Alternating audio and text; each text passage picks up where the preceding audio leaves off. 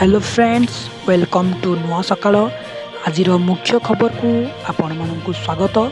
तो यहीपरी ताजा ताजा खबर पाइबापी चैनल टी को निहाती भाव में सब्सक्राइब करेंगे, निज सांग मान सहित शेयर करेंगे एवं कमेंट करेंगे। तेबे चलतु डेरी नक आज मुख्य खबर टी को आरंभ करवा। पाठपढ़ा बयस हाथ में बंशी कंटा माछ मारी पेट पोषुचंती जनजाति पिला।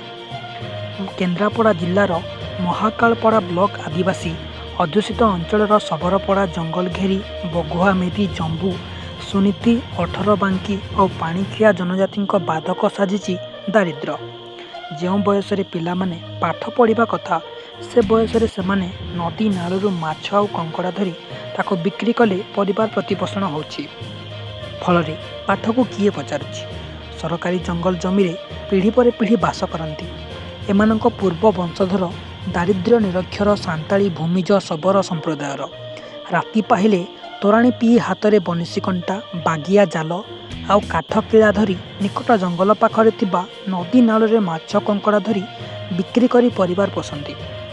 बेले बेले एमाने माछ कंकड़ा धरी निकट मुख्य रास्तार पथचारी मानक बिक्री करने देखा मिलुछि। एक सप्ताह पूर्वे प्रभाकरपुर रामनगर और खीरीनासी मुख्य रास्तार केते जण पिलांकु काहेकि पाठ पढ़ापी स्कूल जाऊन बोली पचारू से कोहभरा कंठ और लाजे जाई कहले, बाबू घरे अभाव जो खाइबा मुठे नहीं, पाठ को पचारे किए, राति पाहिले 2 पैसा रोजगार करने को पड़े बोली कहते। अपरपक्षे माँ बापा निरक्षर जो एम पाठ को गुरुत्व देउना बोली कहुच्छी। माँ बापा पर घरे मूल लगी मजूरी लगी रोजगार करती। एमानक जीवनशैली खूब निआरा। मुंड गुंजिबा पक्का घर नहीं, चाल छपर घरे जीवन बिताउछंती एही जनजाति संप्रदाय लोक माने। सरकार शिक्षा क्षेत्र में विभिन्न योजना स्रोत सामिल करने स्थानीय शिक्षाविद मानक मध्य निराकार जेना, नारायण पंडा, प्रताप सामंतराय और पीताम्बर मल्ल समेत अन्य केते जण बुद्धिजीवी दाबी करिसेंती।